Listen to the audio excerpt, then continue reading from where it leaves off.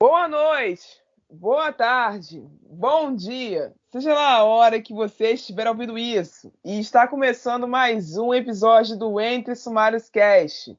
E hoje, já que é o nosso último episódio do ano de 2021, nós vamos falar dos livros que nós lemos durante esse ano. E agora roda a vinheta.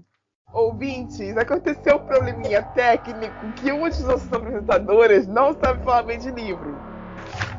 Eu queria muito ser amiga dessa autora. E não que eu ache ruim. Inclusive, tenho amigos que são. Sim, paciência. Não gostando, me bota no paredão. Falo de uma narrativa diversa, é justamente diverso no sentido de que contando histórias reais. Esse podcast faz parte da iniciativa O Podcast é Delas. Saiba mais em opodcastedelas.com.br.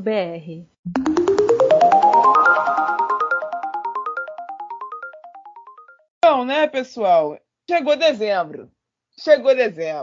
E agora é a hora da gente juntar algumas leituras que nós fizemos durante o ano inteiro e falar o que nós achamos sobre elas. Não vai dar para citar todas elas, é claro, senão esse episódio duraria mais 6 horas só por causa da série.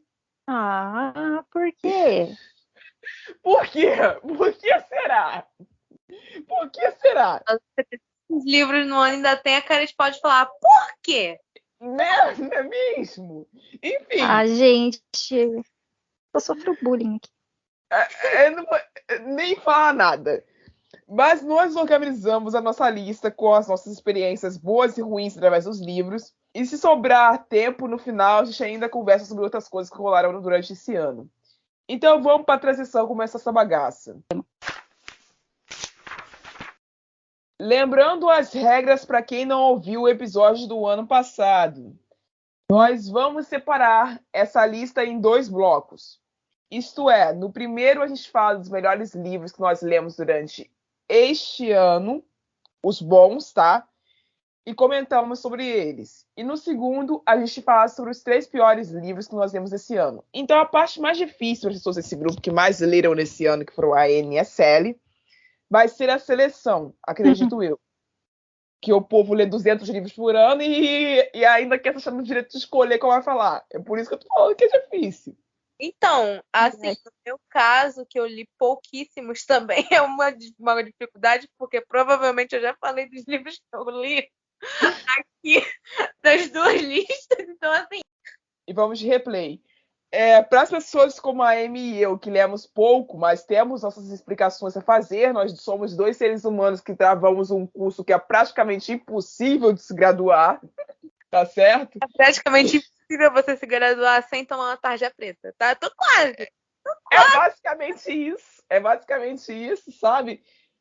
E eu embarquei nessa brincadeira de assistir série esse ano pra caraca também, então eu assisti muito mais série do que eu li.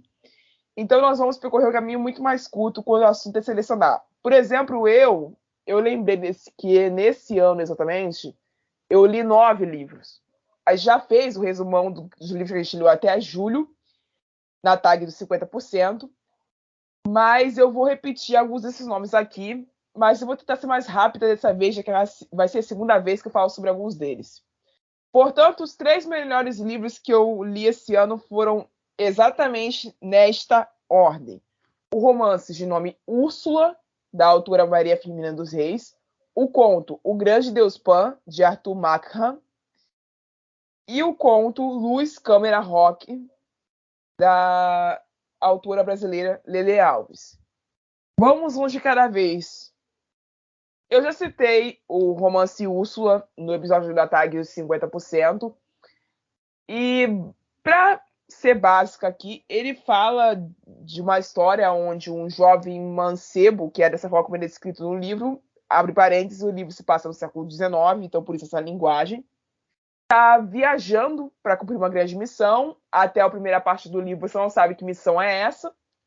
E no meio da missão dele, a água dele acaba, a comida também, e ele acaba sendo largado pelo próprio cavalo no deserto.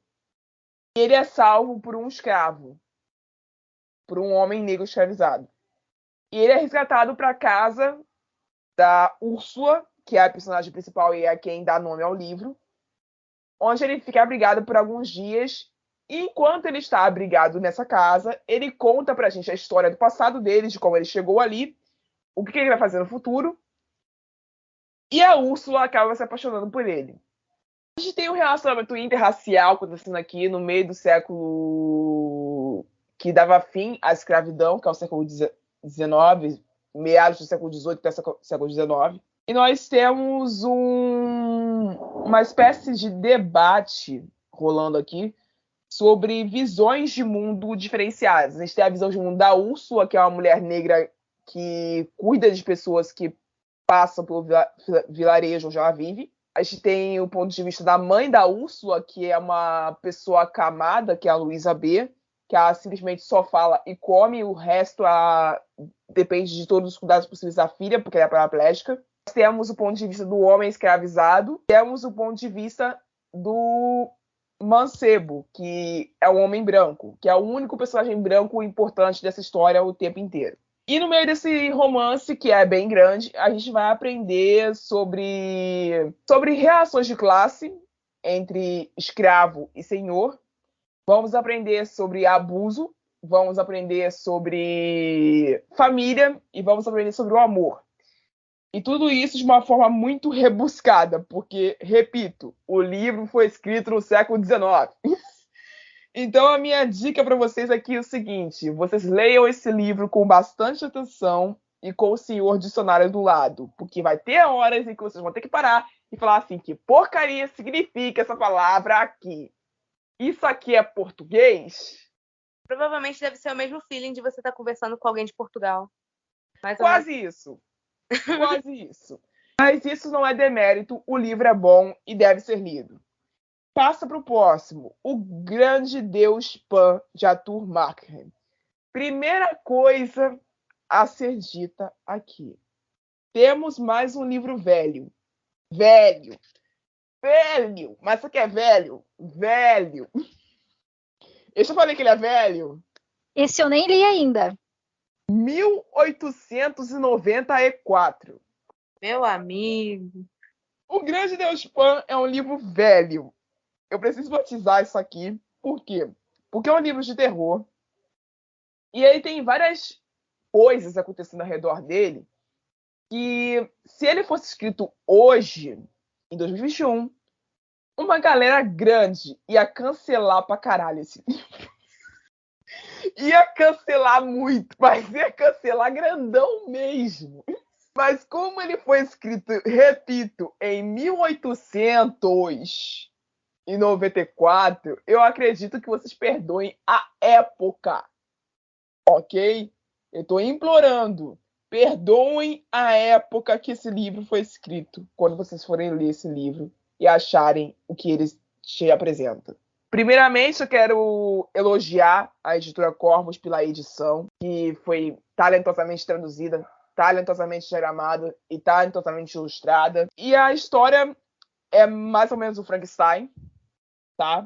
Para quem quer se basear em uma analogia, onde um médico excêntrico e muito rico, ele tenta realizar um experimento em cima de uma mulher, onde ele promete para ela que a partir desse experimento ela vai ver o outro lado da realidade, um lado mais obscuro, mais perverso talvez, um lado mais bonito. Ele não sabe o certo, mas ele sabe que é o outro lado. Só que o procedimento dá merda, assim como ocorre no Frankenstein. E a mulher, que se chama Mary, acaba com sequelas horrorosas. E por conta dessas sequelas, ela começa a mostrar um comportamento muito estranho. Anos depois, acontecem coisas mais estranhas ainda. Rituais começam a aparecer dentro da floresta, que é a próxima casa. Desaparecimentos, supostos suicídios. Que sabe aquele negócio que todo mundo diz que é suicídio, você fica olhando, tipo, hein? Como? Que você tá dizendo que ele fez isso consigo mesmo? Como que isso... Enfim. Eu não vou dar spoiler, porque eu quero que vocês tenham uma boa aventura nesse livro. Mas eu posso dizer o que está escrito na sinopse. Boa parte desses casos que parece suicídio são ligados ao primeiro caso do experimento do Dando Errado. Foi uma grande aventura para mim ler esse conto. Foi bom pra caramba. Foi realmente uma viagem no tempo e uma viagem sobrenatural. Eu espero que vocês comprem, tá? Ele ainda está disponível para venda no site da Corvus, mas eu comprei ele antes porque eu apoiei no Catarse. E assim, cara, eu só tenho elogios pro Arthur Machen. Ele realmente é um escritor do caralho. Não é à toa que ele é um dos favoritos do Stephen King. Não é à toa. Não é à toa. E os Kamerai Rock da Lele Alves, eu vou aqui já quebrar os corações. Vocês estão prontos para isso? Como é que você faz quando você lê um romance e você não gosta do mocinho? Me ajuda, gente. Faz, né? A única razão de eu ter terminado esse livro foi por causa da Andy, que é a personagem principal, carro-chefe e protagonista do livro. Foi só ela que me fez terminar esse livro. Porque se fosse depender do namorado dela, amigo, eu tinha largado no 20%. Aí você vai falar assim, mas Rayane, isso deve ter uma explicação. Não é possível. Tem uma explicação. Calma, eu vou explicar. Calma lá. A gente tem um conto que era para ser, que é um romance, mas eu vou dizer que ele era para ser um romance. Tentaram construir um romance aqui. Quase conseguiram. Porque, assim, a gente tem a Andy, que é uma personagem incrível. Ela é uma mulher negra no final dos anos 80. Ela é uma jornalista. Ela tá cobrindo a história de um pseudo-astro do rock. E, para começar, o problema tá aí. Lelê, me desculpa. O seu personagem não é crível. Já comecei errado aí. Eu não consegui comprar em nenhum momento que ele era um astro. Que ele tocava rock. Por quê? Porque, assim, vamos supor que você é uma pessoa entendida do gênero. Caso Rayane. Eu escuto rock o dia inteiro e todo santo dia. Eu vivo desse gênero há muito tempo. E eu conheço o Rolling Stones, que foi a banda que foi inspirada foi a referência para escrever esse livro. Eu conheço o Mick Jagger. Eu li a biografia desse filho da puta. Tipo assim, o Mick Jagger já era feio quando ele era novo. Quando ele ficou velho, ele conseguiu ficar pior. Então, eu não consegui comprar a ideia. Desculpa, eu não consegui comprar a ideia de que um personagem que foi inspirado no Mick Jagger conseguia ser bonito e atraente. Sorry. Não dá. Ai, pelo amor. Sorry. Já começou por aí. Cara, a sua suspensão de descrença, ela é muito pequena. Ela é tipo muito... Ela é. Desculpa. Passo 2. Ele é um astro rock, ele usa drogas, ele se veste de um jeito esquisitão. E ele gosta de dar em cima de menininhas, ele bebe pra caralho, ele tem um cara que é grandão e fica tomando conta dele. E ele é um rebelde. Tá. Aí quando ele cansa, ele desarta a fazer filosofia. Você não entende. Ser um astro não é tão glamuroso quanto você pensa. A minha vida é um drama, um caos, um saco. Eu tô de saco cheio. Eu já vi. Você não precisa falar sobre isso, que já tem muito filme falando que astro do rock não é glamuroso. A gente já entendeu. Tá bom. Eu nem li o livro. E assim, gente, eu não vi motivo pra essa ladainha. Desculpa. Eu sou muito apegada a pessoas que fazem um rock and roll e a maioria deles não ficam fazendo essa choramingação a vida inteira. Entende? Esse livro é bom por causa da Andy. O personagem masculino desse livro não vale porra nenhuma. Mas eu, no fim, vou pedir para que vocês leiam esse conto e leiam com atenção o ponto de vista da Andy. E no que ela fala e no que ela sente. Ignora o resto. Que foi o que eu fiz para conseguir terminar esse livro. É um bom livro. Eu dou nota 6. E eu passo a palavra para a Anne. Começando sobre os meus 3 livros favoritos do ano, eu acho importante aqui pontuar que eu tive um ótimo ano de leituras, né? Por mais que tenha sido meu ano de TCC, eu consegui ler bastante, principalmente porque eu me matei de ler no começo do ano. e bati minha meta de uma forma muito rápida, no comecinho do ano mesmo. Mas isso graças ao Kindle, tá, gente? Melhor aquisição da minha vida. Enfim, eu queria começar com um dos últimos livros que eu li, porque faz 4 dias que eu terminei de ler, que chama As Linhas da Minha Vida, da Gileon. É um romance aquiliano, de uma sensibilidade estrondosa.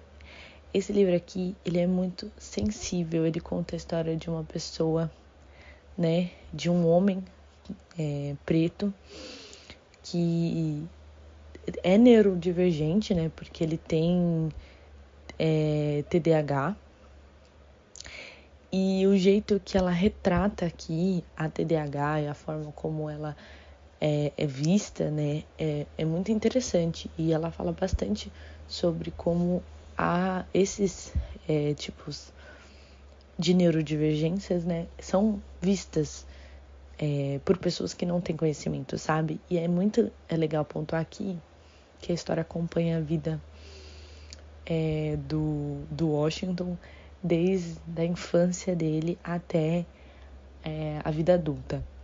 Então a gente está falando dos anos 80, 90, 2000. É muito legal acompanhar toda a passagem dele e como foi a vida dele até as últimas páginas. Assim, foi um dos livros que eu peguei de bobeira, sabe? Não tava esperando.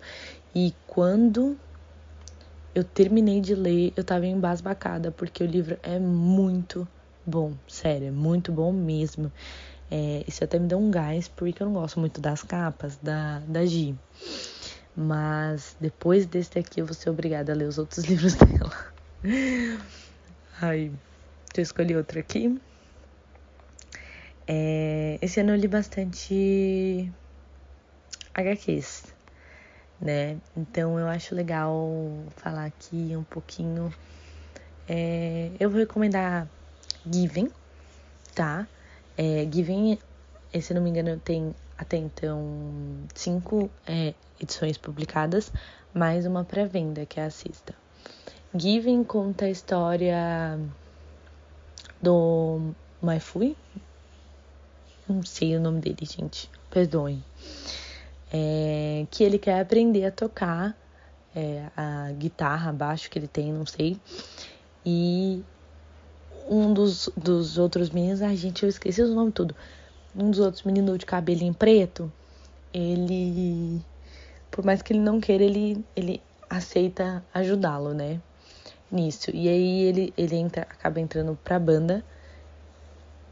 E, enfim, gente, eu não sei nem como não dar spoiler de Given, só sei que é maravilhosa essa série. Eu recomendo muito. Tem mangá, tem um anime, pode assistir sem medo, pode ler sem medo, porque a história é da hora, entendeu? Foi favoritado do ano, e aí é só pra dizer que eu li bastante mangás. Quem curte, sério, tem muita coisa nova vindo por aí que vale muito a pena dar uma olhada. Por último, como eu já falei da Caroline Andrade por aqui, com Canavial, eu vou trazer um outro livro dela que eu também amei e foi 5 estrelas, foi favoritado também, que é a continuação de Canavial, de Amores do Campo, no caso, A Última Lavoura.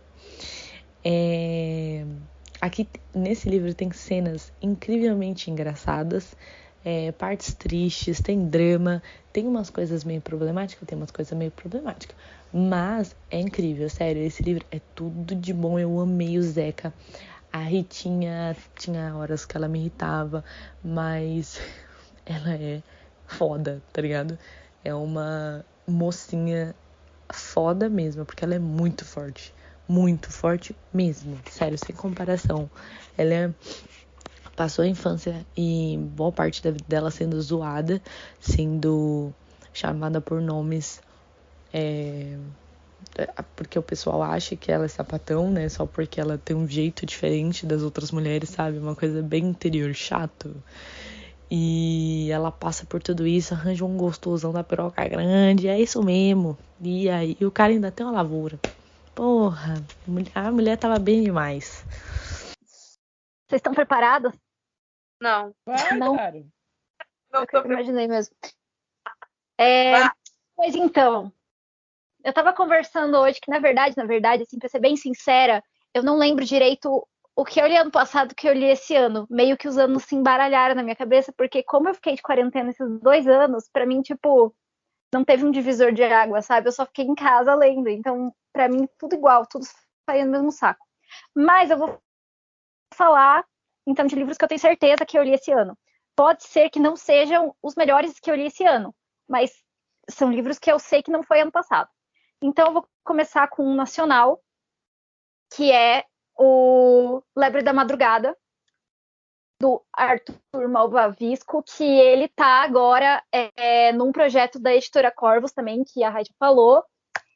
Não sei se quando esse episódio for ao ar ainda vai estar, mas ele está no financiamento coletivo. E ele é uma duologia. O primeiro livro é A Lebre da Madrugada e o segundo é O Príncipe Partido, se não me engano. E é uma duologia de alta fantasia nesse universo, essa coisa chamada umbral. E existem vários grupos, né? A gente tem a Vigília, que é esse grupo religioso extremista que controla a maior parte da população humana. A gente tem também um grupo de nômades, que eu não lembro o nome que eles têm no livro, e a gente tem também os ilirianos, que são essa outra raça, e essa outra raça que mora em, tipo, outro mundo, mas que por conta do umbral, que é essa energia mágica que existe, eles conseguem atravessar para o mundo dos humanos e fazer coisas como guerras e matar pessoas e coisas do tipo. E todos esses grupos, eles têm, né, acesso à magia. A magia nesse livro funciona mais ou menos como as leis da física. Elas estão ali, e todo mundo sabe que elas estão ali, não são nada muito especial, mas não são todas as pessoas, todos os humanos que conseguem lidar e que conseguem fazer coisas com a magia. Eles só sabem que ela está ali. E então, assim, o livro ele é muito, muito, muito incrível. Ele tem vários gatilhos, né? Ele é um livro para pessoas maiores de 18 anos. Então, ele tem muita guerra, muito sangue, tortura, e guerras com espadas e monstros e coisas do tipo. Mas ele é sensacional. O universo todo que foi construído pelo Arthur é absurdo, assim, a criatividade, a forma como ele conseguiu desenvolver uma coisa crível. E ele, se eu não me engano, o Arthur é biólogo, então ele estudou muito. Você consegue ver que ele tem muita pesquisa envolvida nesse livro. Quem acompanha ele no Twitter consegue ver, enquanto ele, o novo livro dele, ele falando sobre as coisas que ele tem que pesquisar e que ele vai inserindo no livro. Então é tudo muito realístico e é muito legal porque ele lida com vários temas assim delicados, como, por exemplo, disputa de poder e também a vigília, né, que é a instituição religiosa que controla, né, toda a magia. É complicada essa questão quando você envolve religião e política e como todas as pessoas são afetadas por conta disso. Então, são muitas coisas sensacionais que esse livro fala e mostra, e eu não esperava quando eu fui ler, porque eu não sou uma pessoa que gosta de alta fantasia, e eu simplesmente fiquei apaixonada por tudo que foi apresentado, e agora eu sou, tipo, panfleteira, assim, todo mundo, assim, eu chego, assim, pra pessoa e digo, você já leu Lebre da Madrugada? Eu tô tentando fazer todo mundo comprar o livro, porque eu queria mais que tudo a capa dura. E ele é simplesmente fantástico, maravilhoso. 10.000 estrelas. E a capa é lindíssima. Melhor do que muita coisa gringa que vem sendo lançada. E a capa é lindíssima, realmente.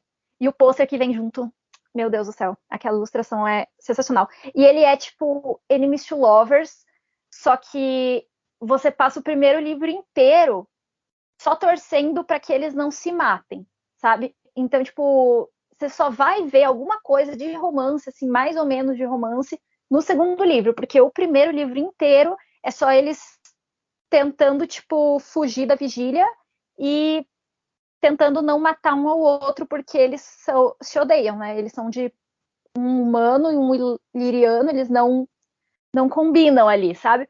Então, é muito, muito sensacional. Ok, e segundo livro que eu vou recomendar é Eles Dois Morrem no Final. Foi uma leitura que eu acho que eu já falei aqui. E, assim, foi um livro que eu não estava esperando gostar tanto, até porque eu sou uma pessoa que eu tenho certos problemas com livros que matam os protagonistas. E como o título já diz, os dois protagonistas morrem no final do livro, né? Então, eu já fui com o livro, assim, ler o livro com um pé atrás, mas conforme eu fui lendo, eu fui entendendo que a proposta do livro, ela era muito, muito assim, mais... Ela bateu, assim, para mim, de uma forma muito mais bonita do que eu esperava que eu ia entender, porque a ideia do livro, algumas coisas na vida, elas não são sobre o ponto final, e sim sobre a jornada até você chegar lá. Então, nesse livro, né, ele lançou esse ano aqui, eu não sei qual editora que lançou, foi a Record, talvez? Foi, não sei. Enfim, ele lançou aqui no Brasil esse ano, do Adam Silveira, e ele fala sobre esse mundo onde existe uma empresa que é a Deadcast, que eles fazem previsão da morte das pessoas. Então eles te ligam e eles dizem assim: oi, aqui é da Deadcast e você vai morrer nas próximas 24 horas. E aí, nisso você se prepara, né, para morrer. Você vai lá, se despede das pessoas que você gosta e você passa o dia fazendo coisas que você gosta. E tem várias coisas que são feitas e organizadas para pessoas que estão morrendo. Então, tem vários restaurantes que dão comida de graça para quem está morrendo, tem vários lugares que fazem shows para quem está morrendo. E esses dois meninos, eles não se conhecem, eles não sabem quem... Eles não sabem... Eles nunca se viram na vida. Eles recebem essa ligação, eles estão em momentos bem diferentes da vida deles, eles têm vidas bem diferentes. Eles recebem a ligação falando que eles vão morrer nas próximas 24 horas. E eles decidem, um deles não tem com quem passar esse tempo, e o outro decide que ele não quer passar esse tempo com os amigos dele, porque ele acha meio deprê, assim, ele ficar com as pessoas e, tipo, as pessoas verem ele morrer em algum momento. Então, os dois decidem que eles decidem entrar nesse aplicativo, que é o The Last Friend, que é tipo um Facebook para quem tá morrendo, que você entra e você procura ou outra pessoa que tá morrendo, ou alguém que tá disposto a ser amigo de quem tá morrendo, para vocês poderem passar o dia juntos e fazer as coisas a fazer antes de morrer. E eles se encontram, e daí um deles quer visitar o pai que tá em coma no hospital, só que ele tem medo de sair de casa sozinho, porque ele tem medo de, tipo, sair de casa e já morrer. Então, ele precisa de alguém para ir com ele junto. Então, eles vão juntos e depois eles acabam passando o dia juntos, fazendo várias coisas, assim. Nenhum dos dois tem um plano específico sobre o que fazer. Então, eles vão simplesmente fazendo as coisas que vai dando vontade. E você vai passando esse dia com eles e você se apega aos personagens, vai conhecendo mais deles, da personalidade deles, da trajetória de vida deles até ali. E você, em todo momento, você sabe que eles vão morrer, mas você acaba esquecendo. E daí você, do nada, alguma coisa acontece no livro que lembra você que eles estão morrendo e lembra os próprios personagens que eles estão morrendo. E aí você fica tipo, eles estão morrendo. E daí você tem que se acostumar novamente com a ideia de que você vai perder esses personagens. Mas a importância que o livro dá para a morte em si não é tão grande quanto a importância que o livro dá para o dia que eles passam e para as coisas que acontecem. Então, o livro ele se passa inteiro em 24 horas E você vai chorar, com toda certeza, mas vale a pena. E ele faz você ver as coisas de uma forma muito mais positiva depois que você termina. E por último, terceiro livro que eu vou falar. Eu não sabia, na verdade, qual livro falar.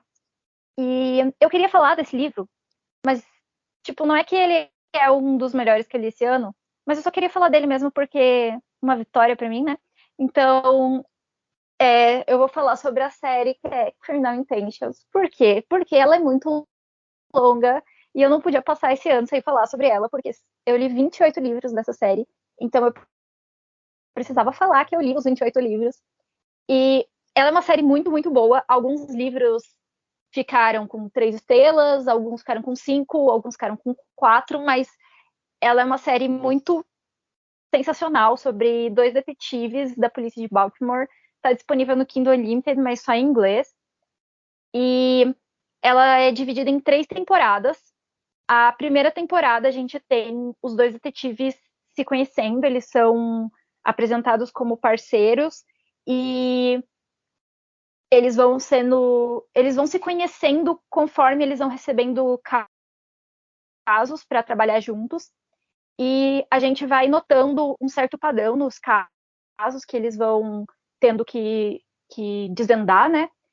E a gente vai descobrindo que parece que tem uma mente por trás de tudo que eles estão passando. Então, é uma coisa que você fica meio com o pé atrás, assim, você não sabe muito bem o que está acontecendo. E muito interessante. A história tem muita, muita, muita representatividade. Dá para você contar nos dedos quantos personagens brancos tem. Eu, pessoalmente, posso lembrar de, acho que 2. Então, é muito sensacional isso.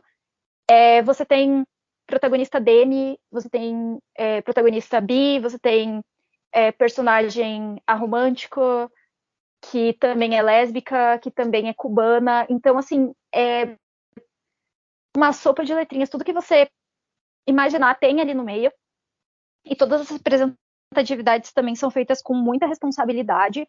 É muito interessante você ver como isso pode ser feito e pode ser introduzido de uma forma que não tira o foco da história, sabe? Nem dos grupos, das minorias que eles estão representando. E sim, tipo, em torno deles como pessoas com carreiras, pessoas com vidas no geral. Então é muito legal.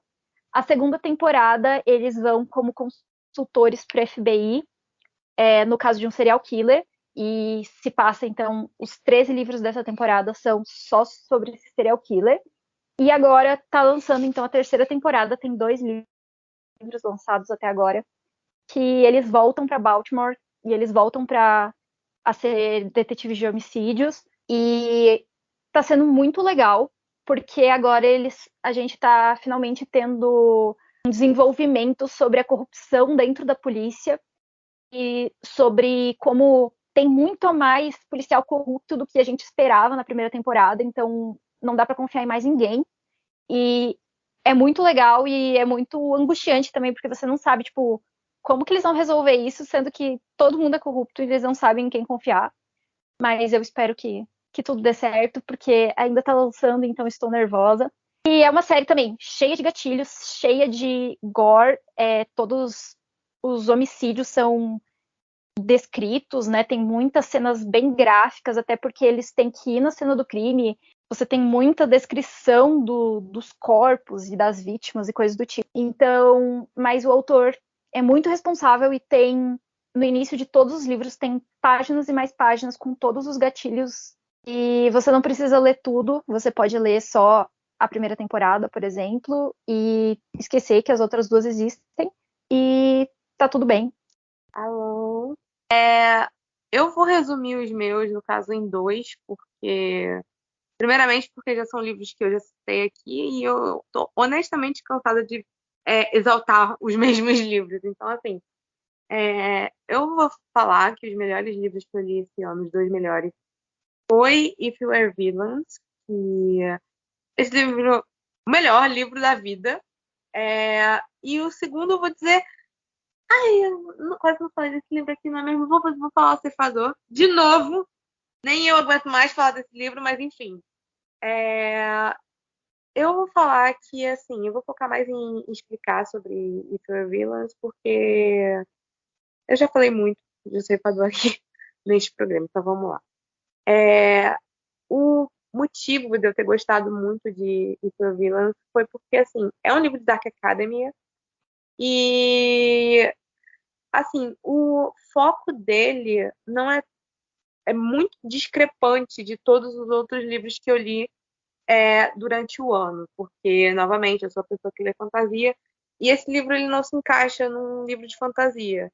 E, assim, a escrita dele, depois de, assim, Ed La Rue, que eu gosto muito de, tipo, escrita poética e diferentona, é um desses casos, porque, assim, a autora, ela utiliza muito peças de Shakespeare, e os personagens, eles consomem muito Shakespeare.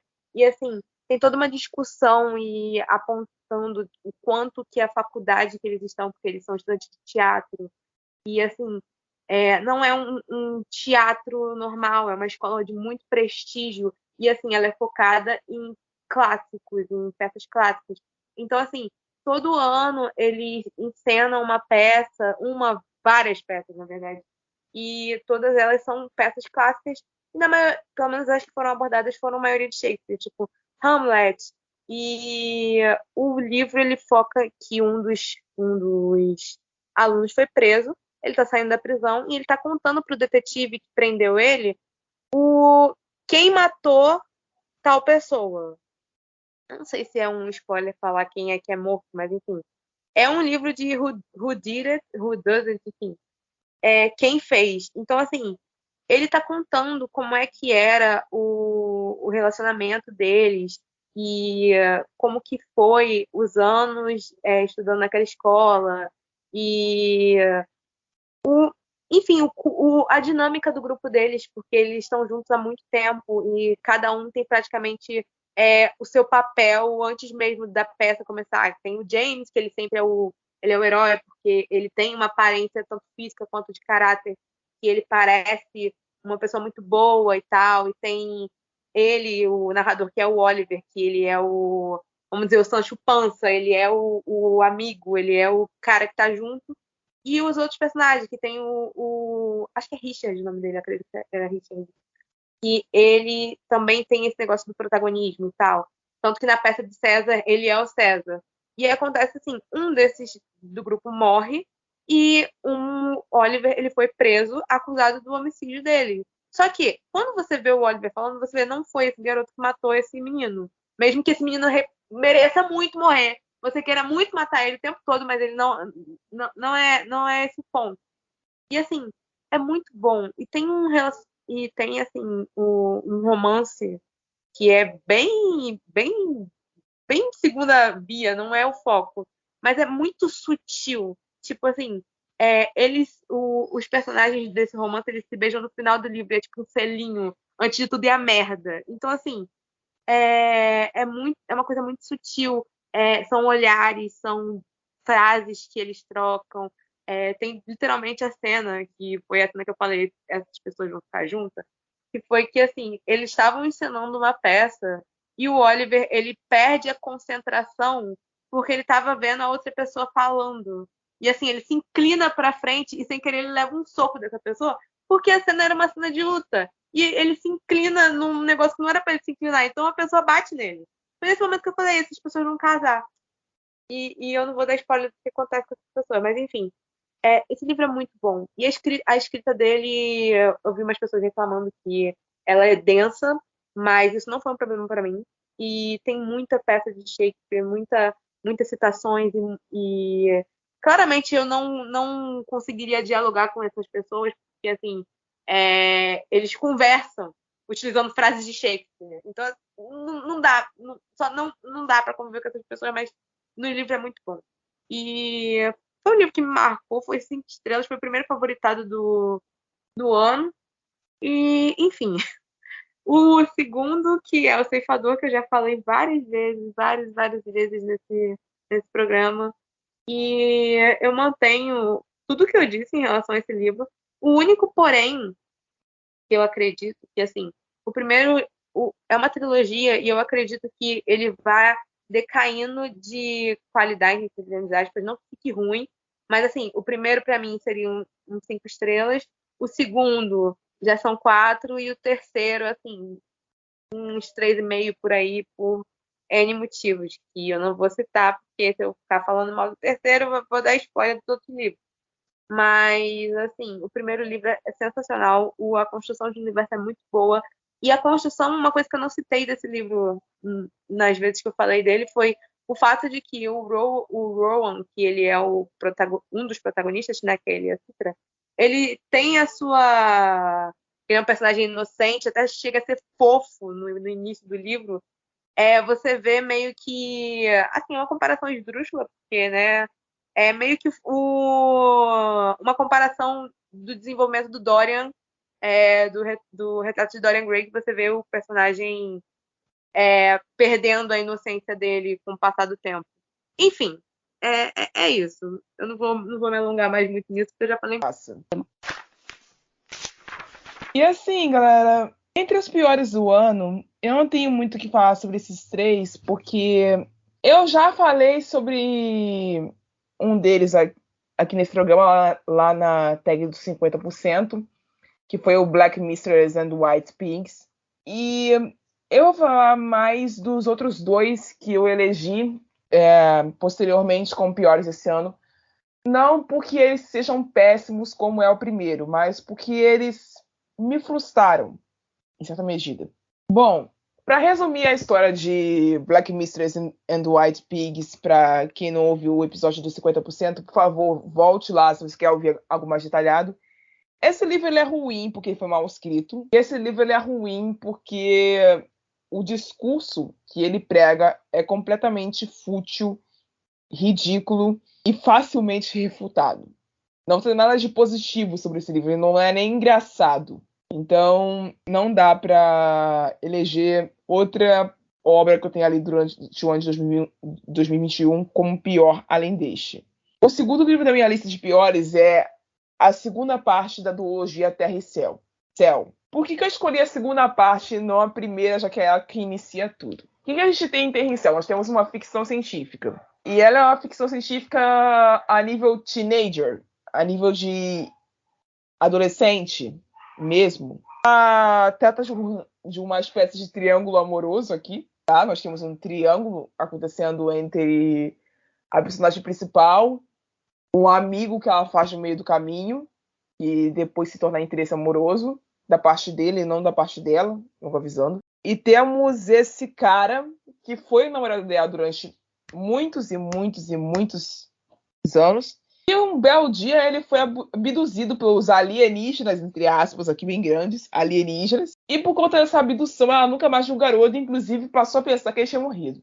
Mas depois ela descobre que existe uma coisa chamada resistência e que existem pessoas que controlam essas abduções e que existem criaturas acima deles, etc. Aí vai o enredo do livro te explicando o porquê que essa abdução aconteceu, quem são as pessoas que lutam contra essas abduções, quem são as pessoas que controlam essas abduções, como essas pessoas que lutam são treinadas, o que acontece com elas no decorrer do treinamento, o encontro final entre a protagonista e esse cara que foi abduzido, que aí você descobre que ele é filho de um certo alguém, que você fala assim, caralho, ele não foi abduzido, isso aí foi planejado. Enfim, eu não quero dar spoilers para não quebrar a experiência de quem ainda vai caçar esse livro para ler. Ele é de uma autora nacional, da Leticia Black. Eu gostei muito mais do primeiro livro do que do segundo. Eu não sei o porquê. O primeiro é simplesmente muito mais interessante. E o final do segundo livro é algo tipo... Tá, mas daí? Existiam cenas anteriores a esse final que eram boas. E a cena do final, propriamente dito, é extremamente previsível, sabe? E é uma duologia que vai te preparando pro clímax, pro grande ápice, pra caralhada toda. E vão acontecendo pequenos ápices que você acha que é o grande, mas o grande não chegou. E quando o grande chega, ele não é tão grande assim. Eu não sei se me fiz entender, mas é isso. E o último da minha lista, eu sempre faço a lista pelo nível de ruindade. Então, é um péssimo, um mediano e um que... Fazer o quê, né, bicho? E esse último é o Sejamos Todas Feministas, da Chimamanda Ngozi.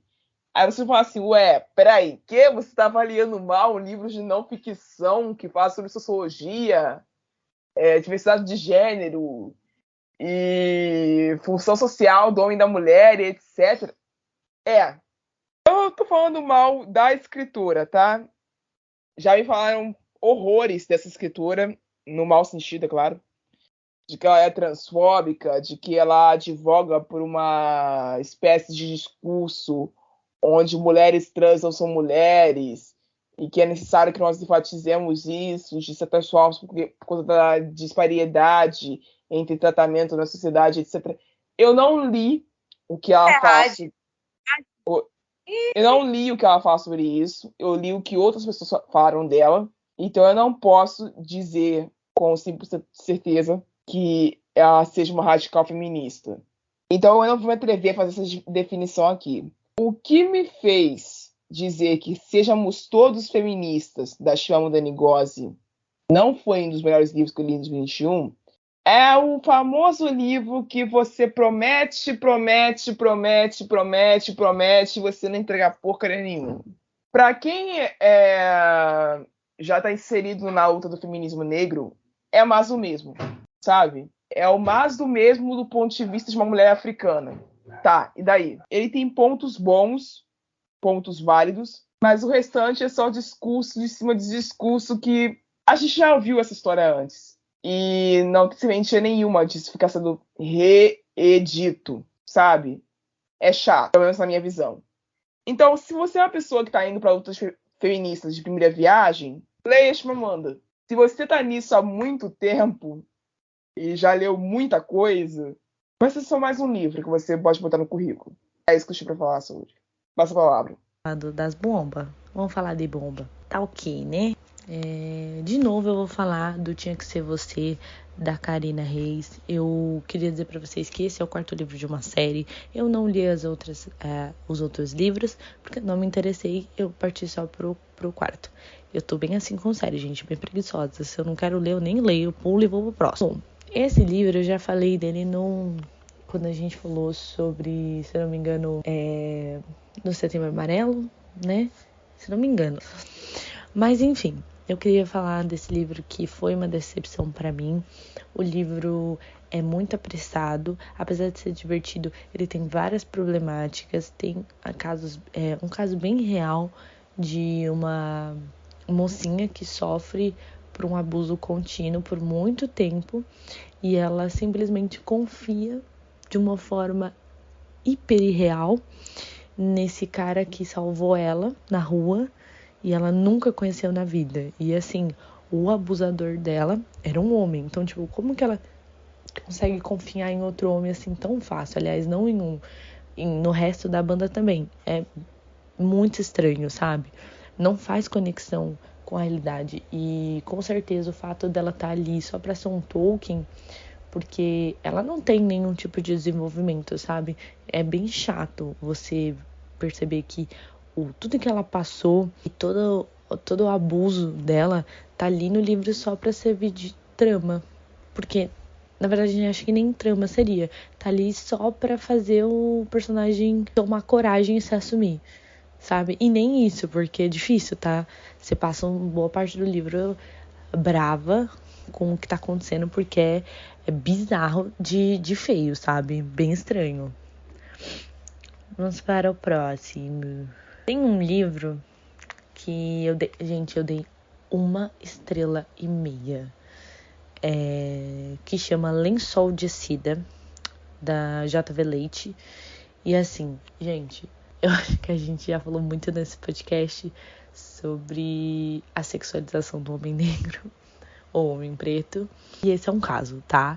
Pra começar pela capa, eu não recomendo vocês irem atrás. O livro é ruim.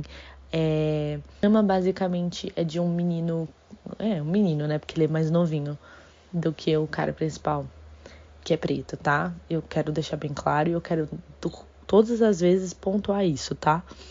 Ele tem o menino tá passando por dificuldade, se não me engano, o irmão dele ou a tia dele tá mal e ele precisa de uma boa grana.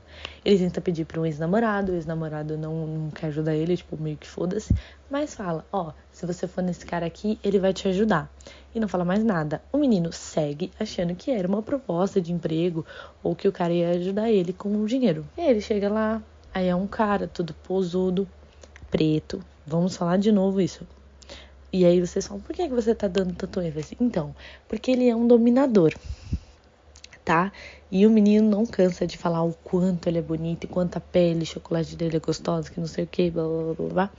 E que, ele tá se sentindo muito atraído. Tá, aí eles têm relações sexuais, né? Eles transam e tudo mais. E o cara simplesmente nega. Normalmente, quando a gente vê cenas que contém BDSM, né? Todo o wishing e tal. Depois que acontece uma cena, né? E tal. O dominante tenta confortar. Tem uma sessão de care, né? De carinho depois com o submisso. E aqui não rola isso. O cara simplesmente joga dinheiro no menino e pede pra ele ir embora. Sério, sim, isso acontece. E não uma vez, várias vezes. Aqui a gente tem uma hipersexualização desse personagem de cor que é literalmente nojenta, sério mesmo. Eu não sei o que tinha na cabeça dessa mulher quando ela escreveu isso. Eu não sei nem quem acompanha ela, porque por conta de uma coletânea de contos, eu li outra coisa dela esse ano e também me arrependi no final. Deixa eu ver o outro e o último. O outro que eu tenho aqui é o Quebrando Regras, da Anna Catmull. Eu sei que esse livro ele é uma tradução. É interessante que ele tem uma boa tradução. Só tem, se eu não me engano, esse livro no Ku, né, no Kindle Unlimited. E o resto tá pra comprar. Mas assim, eu não recomendo nada. Esse daqui foi um caso que levou 1 estrela. Nem 1 estrela e meia ele safou. Foi 1 estrela mesmo. É porque aqui a gente também tem outro caso de BDSM. Gente, pelo amor de Deus, para com BDSM. Para. Entendeu? Não tá dando certo. Aqui a gente tem um caso de BDSM onde o personagem principal é hétero, convicto, no caso. Ele só sai com mulheres e tudo mais. E ele tá bem ok com isso. Mas ele conhece um cara e o cara fica meio obcecado por ele. E aí ele fala assim, não, porque eu acho que você gosta de mim. E até rola uma tensão sexual entre eles e tal. Eles têm uma aposta de dividir os carros e tudo mais. E é bem legal essa primeira parte. E você acha que ela vai ter algum tipo de continuação, mas isso não acontece, sabe? Esse racho ele não tem. E é importante lembrar aqui que se uma pessoa te oferece, por exemplo, você quer participar de uma sessão comigo de BDSM, e a pessoa falar pra você, não, você tem que simplesmente ir embora e deixar ela em paz, tá? Mas aqui, por exemplo, a amiga do Sebastian, Sebastian não, do Rafael que é o principal, eles têm um casinho, e ele, Rafael, até sente um ciúmezinho da amiga, mas de uma forma mais amizade mesmo do que amoroso. E aí o Sebastian, ele utiliza a amiga dele como uma submissa simplesmente para fazer ciúmes no Rafael. E depois ele ainda tem umas cenas meio bizarras que ele até tenta obrigar o menino a se submeter a ele. Sabe, meio bizarro. Não faz sentido. E eles até têm um esquema lá de palavra, e é interessante que aqui a obsessão do Sebastian vai contaminando um pouquinho o Rafael, que eu não sei como que ele começa a sentir uns ciúmes do Sebastian, mas eu acho que tem bastante sobre como ele se sentiu com a amiga dele, que de amiga não tem nada também, mó safada, sem vergonha, entendeu bastante o que era o propósito do Sebastian, que era tirar o controle da vida do Rafael, que se sentia seguro daquele jeito, do jeito que ele vivia, e ela simplesmente falou assim, foda-se o que você tem seus traumas, tá ligado? Só segue esse macho aqui, sabe? Ai, gente, péssimo. Eu até fiquei cansado só de falar desse livro. Péssimo, péssimo, péssimo, péssimo, péssimo, péssimo, assim. De verdade. Até um protesto aqui. O povo quer se matando aí de piratear nacional. E essa bosta aqui o povo compra. Eu não entendo. Sério, porque é um livro gringo. Olha, de verdade, gente, pelo amor de Deus, acabou pra mim. Vamos ver. O que eu vou falar mal hoje? Porque tem tanta coisa, né, pra falar mal. Vamos ver. Eu vou falar mal hoje, primeiramente, de Jay's Gay Agenda. E é porque é ruim para um caralho. A gente fala palavrão aqui? Fala, né? Então, é ruim demais. É plot de traição, e eu detesto plot de traição. Simplesmente, tipo, aí é muito péssimo, e eu me senti muito mal também, porque um dos protagonistas, ele dá indícios de ser Demi, e quando ele descobre sobre a traição, ele no caso era o que estava sendo traído, né? Ele meio que aceita, sabe? Porque ele que disse que não queria ter relação sexual, então faz sentido o outro protagonista ir procurar relação sexual em outro lugar. E isso é tipo um absurdo, ridículo, e minha vontade foi de jogar o livro na parede. Outro livro, eu não vou nem falar muito porque já deu, chega. Não merece nem mais 1 minuto do meu tempo. E aí, outro livro também que achei... Um livro assim, eu achei ruim, mas eu não sei por quê. Porque eu simplesmente não consegui terminar este livro. Porque não fluía, sabe? É um livro que todo mundo que leu, assim, que eu conheço, gostou muito. Eu estava muito empolgada para ler. Mas quando eu tentei ler, eu não consegui. Eu tentei ler ele várias e várias vezes esse ano. Eu tinha começado ele em fevereiro e eu não consegui terminar até agora, que foi Noturna. Eu não sei se foi a escrita, eu não sei se foi... Eu acho que talvez pelos capítulos serem muito longos. Não rolou para mim, não deu certo, não consegui terminar, e foi um livro que eu fiquei triste por não conseguir terminar, porque eu estava muito empolgada, eu amo a ideia dessa história, mas não rolou para mim. Eu vou tentar ler talvez ele em português, porque eu comprei ele em inglês e talvez seja o inglês dele que não deu muito certo, mas fiquei bem triste, eu queria ter gostado. E vou de um nacional, porque temos nacionais muito bons, mas temos nacionais bem meia boca. E é um livro que ele ficou absurdamente hypado no Twitter. Todo mundo estava falando, todo mundo estava batendo palmas. E aí eu comprei ele físico, porque eu fui burra antes de ler, né? E aí eu fui tentar ler, já tentei ler ele várias e várias vezes, mas ele é muito ruim. Que é de uma autora que, na verdade, eu gosto muito dela. Ela já veio até aqui no podcast, mas esse livro em específico não deu. Que é O Medo é Feito de Gelo, da Englantine. E, tipo assim, eu não sei, os capítulos são muito longos, as personagens são muito chatas, a história não flui, tudo é muito chato, tudo é muito ruim, as personagens não têm carisma e você não consegue se identificar com elas. E beleza, representatividade sáfica, mas a gente tem muitos livros sáficos que dão tipo de 10-0 nesse. E eu fiquei bem decepcionada porque eu gosto muito da Englantine e eu queria muito ter gostado desse, porque foi o primeiro livro físico dela que eu comprei, mas não deu certo, não me desceu, eu não consegui terminar e eu acho que eu nunca vou terminar, porque não rolou pra mim. Eu acho que é isso, e você? Diferente dos livros falando bem, esse daí tem novidade, olha que legal. Essa parte tem novidade. Ei! Tem e não tem ao mesmo tempo, mas enfim. Um já é repetido, eu não vou me alongar muito nele, que assim, de lei, Caraval e Verão Azul. Ponto. Aí a gente já tira os que eu já falei. Esses foram esse ano? Isso foi esse ano. Tipo assim, eu tô me baseando na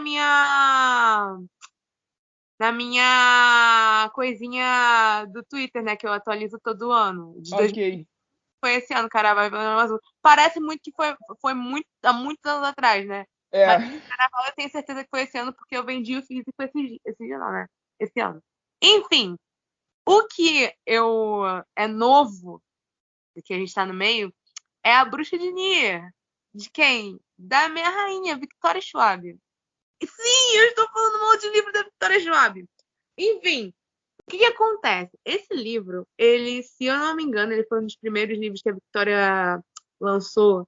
E é gritante que ela não tem experiência quando ela lançou esse livro, ela não tinha experiência. Tanto como escritora, quanto com planejamento ou qualquer coisa relacionada à escrita de livros. Porque, assim, Então a gente perdoa ela, pô. a gente perdoa, porque, assim, primeiro livro e tal, mas eu não vou deixar de falar mal por causa disso. O livro, ele tá com 1.5 na minha thread do Twitter, mas eu baixei pra meia estrela no Scooby. Por quê? Porque, assim, cara, esse livro é muito ruim. A protagonista é o clichêzão de protagonista de fantasia, sabe?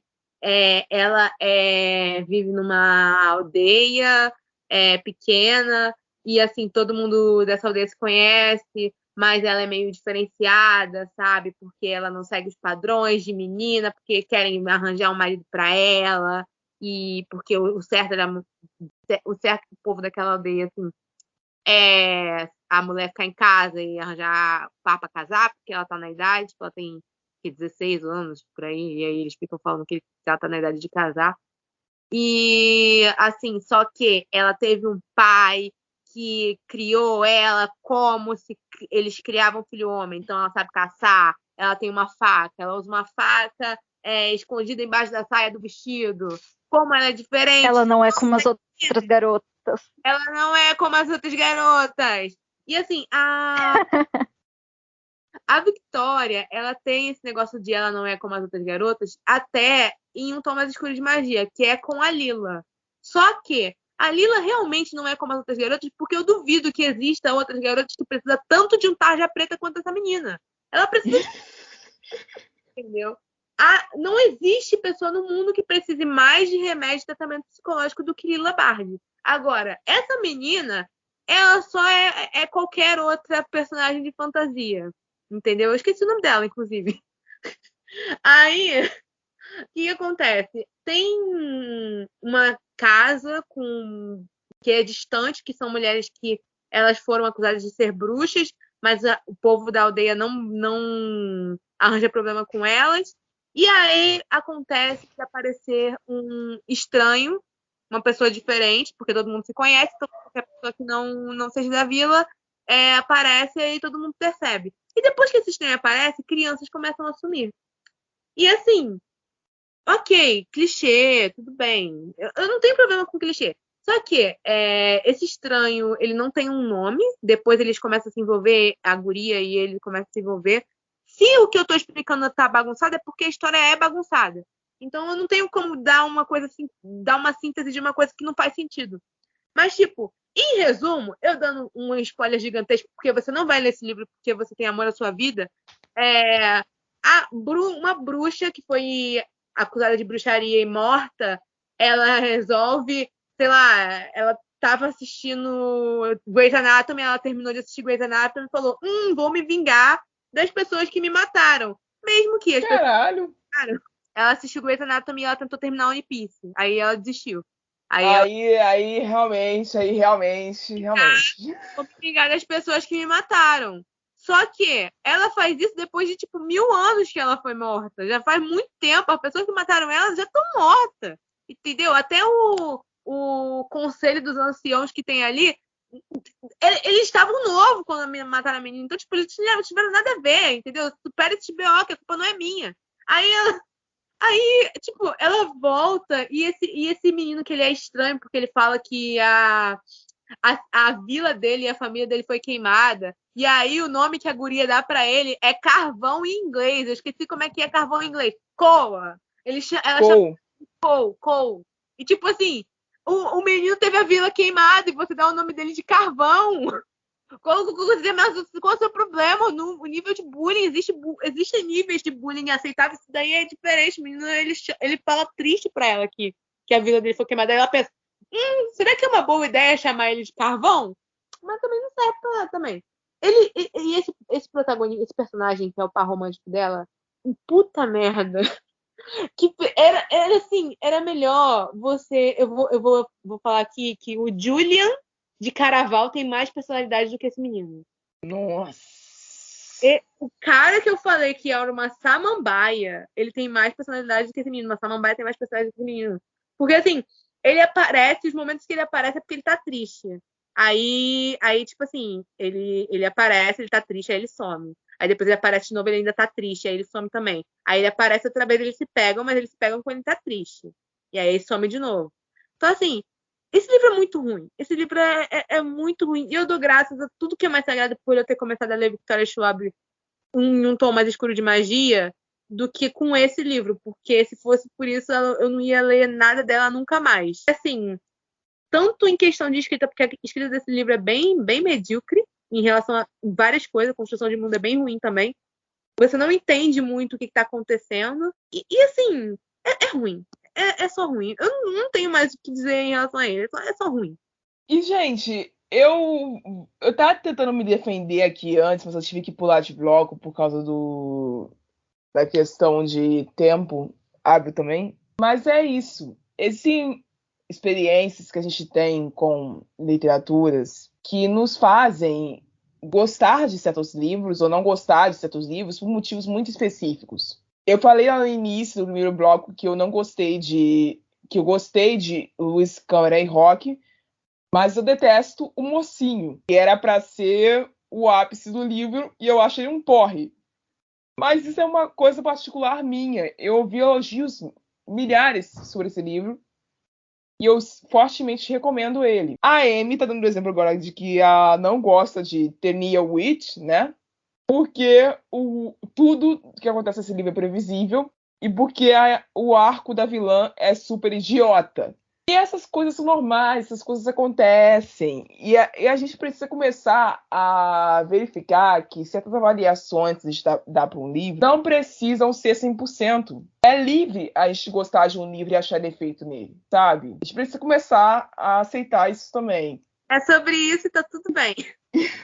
Enfim, eu quero agradecer ao meu time, primeiramente, que me aturou durante esse ano inteiro. A essas 5 pessoas maravilhosas que me aturaram durante toda a semana, enchendo o saco delas para conseguir gravar, fazer horário, construir roteiro, correr atrás de livro para falar sobre, o cacete a 4. Mais uma vez, muito obrigada por toda a paciência de vocês, porque sem vocês eu não teria conseguido. Quero agradecer a minha audiência, porque é por causa de vocês que a gente está aqui na semana fazendo essa merda, porque se não fosse por vocês, a gente já tinha saído fora dessa porra muito tempo atrás. Sem zoeira, é essa a motivação que a gente tem de estar aqui toda semana. Além do fato que a gente se diverte fazendo isso. São vocês. Vocês são incríveis, galera. Vocês são incríveis. Vocês não desistiram da gente. Que é uma coisa muito corajosa, né? Vou te falar, porque nós somos barra pesada aqui de vez em quando. E a gente, toda semana falando mal de livro, gente, vocês são incríveis. É basicamente isso daí. E a gente volta em fevereiro de 2022, se nada der errado até lá. Se o Bolsonaro não acabar com o Brasil até lá, a gente volta, tá ligado? Se ninguém tem uma síncope de ódio até lá. Entendeu? A gente volta pra falar mais mal da Sarah J. Maas, pra falar mais mal de... Sarah J. Maas, livros, pra gente ainda ter tópico, por favor. Eu ainda quero... Ela continua escrevendo, então a gente nunca vai perder assunto nessa merda. É isso. E piora cada vez mais, porque é isso. Entendeu? A gente ainda vai voltar pra falar mal das Laura Biles da vida, assim. Eu tô citando 365 DNI, porque esse livro veio pro Brasil em 2021. A gente ainda vai falar mal de muita Instagrammer que é homofóbica e se acha no direito de fazer porque ela é cristã e ela avalia os livros que ela lê da forma que ela bem entender, entendeu? A gente... Olha só, vocês têm que parar. Como eu tô assim, ó, como diplomata aqui, vocês têm que parar de acusar o capeta de tudo, gente. Eu acho que o capeta está ofendidíssimo de acusarem ele de escrever a Cotar. Eu acho que ele tá Exatamente, ele tá ofendido pra caralho. Cara, ele escreveu Game of Thrones, escreveu O Senhor dos Anéis. Não, a Cotar. Vocês metem a Cotar. E eu tô falando isso porque, assim, eu sou uma pessoa que ofende esse cara o tempo todo. Inclusive, eu escrevi sobre ele sendo morto, espancado, escarcel, aquário. Mas, assim, até na ofensa existem limites. E eles devem... Entendeu? Você precisa ter piedade do capeta também, coitado. Novamente, assim, só pra encerrar realmente o ano, assim, a gente encerra com o tópico não era esse, a gente já tava encerrando o episódio, tá falando mal de Acotar. É isso, cara! A gente vai ter isso também em 2022, entendeu? Compartilha com a mãe, compartilha com o cachorro, com o papagaio, é isso. Entendeu? A gente tá aqui pra isso. Não tem outro motivo, tá ligado? Eu quero mandar um abraço pro Lohan, que foi a pessoa que mais faltou nessa temporada. Sim, mas tá. Mas ele teve os motivos dele, né? Então a gente perdoa, coitado. A gente ainda te ama, Lohan. A gente ainda te ama, tá bom? Foi muito importante essa presença desse grupo, porque sem você a gente não teria feito o episódio do Dragão Bombeiro. Então. É muito bom. Entendeu? Então é isso, vocês continuem lendo, boas leituras para vocês em dezembro, tá? Para quem ainda tá correndo atrás de ler em dezembro, como eu estou correndo atrás. Eu vou terminar Filhos de Sangue e Osso, eu vou chegar a falar para vocês. Filhos de Sangue e Osso foi o melhor livro que eu li em 2022. Eu vou terminar Horror Noir provavelmente em janeiro de 2022, então assim, eu vou chegar lá falando que foi um dos melhores livros que eu li na minha vida, provavelmente, porque esse livro é foda. Eu queria terminar dizendo pra vocês, cara, de verdade, mais um ano tenso aí, porque o aninho difícil, hein, cara? Eu mal dormi esse ano com o assunto da literatura, porque era treta atrás de treta, barraco atrás de barraco e livro ruim atrás de livro ruim. Ano que vem vai ter mais. Vai. Inclusive tá tendo ainda já. Tô ocupando. Tá tendo ainda. Ainda tá tendo, entendeu? Então, assim, eu vou pedir encarecidamente ao Book Twitter que eu vi esse episódio, pelo amor de Deus. Pelo amor de todos os deuses em que vocês acreditam. Vocês façam um esforcinho para que 2022 é ano de eleição. A gente vai tomar uma surra por causa disso. Dá um descanso. Ou não também, né? Que aí aumenta as pautas pra poder comentar. Não, eu tô pedindo um descanso porque, tipo, ontem de manhã eu tive que ler uma pessoa dizendo que não podia defender de ator independente nacional de pirataria porque a ator independente tá viajando em navio. O navio, o nome disso é canoa, que a gente tá correndo. E essa canoa é furada ainda, cara. Porque, tipo. Canoa é um colchão inflável. Que não faz o menor sentido. A galera dizendo que o problema é seu se você gastou com o lançamento do seu livro. Eu não pedi pra você gastar porra nenhuma. Não é uma obrigação pagar esse livro. Tipo, cara, como assim? Ai, cara. Então, assim, eu tô pedindo, me dê um descanso, porque eu já pago caro na terapia, não preciso ficar fazendo terapia por causa do Book Twitter, sabe? Eu tenho outros problemas na minha vida pra resolver. Entendeu? É isso. E até a próxima, até fevereiro, e tchau. Tchau, galera.